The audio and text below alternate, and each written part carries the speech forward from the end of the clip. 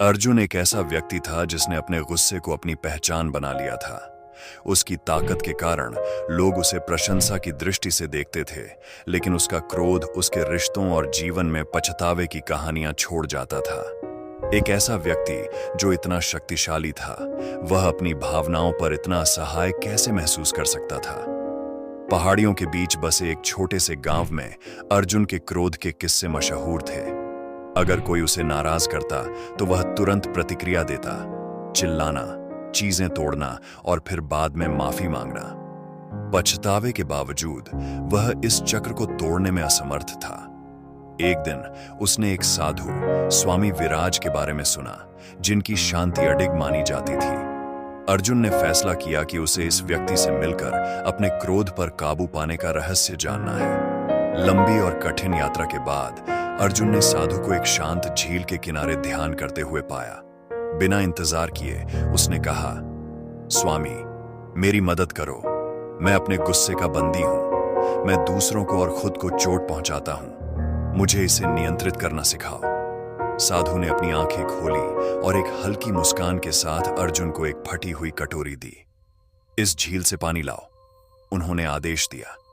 अर्जुन भ्रमित था, लेकिन उसने आज्ञा मानी। उसने कटोरी में पानी भरा और दौड़कर वापस आया। जब तक वह लौटा तब तक सारा पानी रिस चुका था। उसने बार बार कोशिश की, लेकिन हर बार पानी कटोरी से बाहर निकल जाता। हताश होकर उसने चिल्लाया, यह व्यर्थ है। मैं कितना भी प्रयास करूं, पानी इस फटी कटोरी में नहीं रुकेगा। साधु ने शांत स्वर में उत्तर दिया, बिल्कुल अर्जुन, तुम भी इस कटोरी जैसे हो। तुम्हारा गुस्सा और अधीरता तुम्हारे अंदर दरारें हैं। तुम कितनी भी समझ या ज्ञान इकट्ठा करो, वह तब तक रिश्ता रहेगा जब तक तुम इन दरारों को ठीक नहीं कर लेते। अर्जुन की हताशा ने उसे विनम्र बना दिया।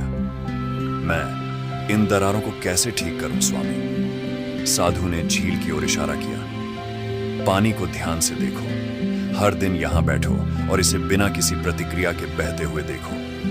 यही वह तरीका है जिससे तुम अपने आप को नियंत्रित करना सीखोगे। अर्जुन ने यह अभ्यास शुरू किया, हालांकि यह उम्मीद से ज्यादा कठिन था। पानी में उठती लहरें उसे परेशान करती थी, हवा उसे विचलित करती थी और उसके विचार बेकाबू हो जाते थे। फिर भी उसने हार नहीं मानी। दिन हफ्तों में बदल गए और धीरे धीरे उसने अपने भीतर एक शांति महसूस करना शुरू किया, जो उसने पहले कभी महसूस नहीं की थी। एक शाम स्वामी विराज लौटे और पूछा, तुमने क्या सीखा? अर्जुन ने पहली बार हफ्तों में मुस्कुराते हुए कहा, पानी बहता रहता है, चाहे मैं कैसा भी महसूस करूं।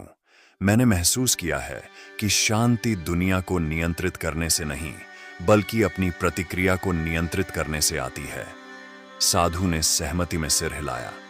बिल्कुल, सच्चा आत्मनियंत्रण भावनाओं को दबाने के बारे में नहीं है, बल्कि उन्हें समझने और उन पर अधिकार पाने के बारे में है। इस ज्ञान के साथ तुम्हारा गुस्सा अब तुम्हें नियंत्रित नहीं करेगा। उस क्षण के बाद अर्जुन का जीवन बदल गया। अपने गांव में वह मार्गदर्शन और ताकत का स्रोत बन गया। दूसरों को वह सबक सिखाते हुए जो उसने झील के किनारे सीखा था। हम सभी किसी न किसी रूप में अर्जुन जैसे हैं। हमारे गुस्से, अधीरता या आत्मसंदेह जैसी दरारें हमारी ऊर्जा और क्षमता को बर्बाद कर देती हैं। लेकिन इन दरारों को पहचान कर और रोज इन पर काम करके हम एक शांत और संतुलित जीवन प्राप्त कर सकते हैं। खुद से पूछें, आपके जीवन में कौन सी दरारें हैं? कौन सी बातें आपकी भावनाओं को भड़काती हैं या आपको असंतुलित करती हैं? आज कुछ पल अपने साथ बिताएं। देखें, गहरी सांस लें और अपने भीतर शांति को पनपने दें। अपनी यात्रा दूसरों के साथ साझा करें और उन्हें भी प्रेरित करें। स्वयं पर नियंत्रण करो और तुम अपनी दुनिया पर नियंत्रण कर लोगे।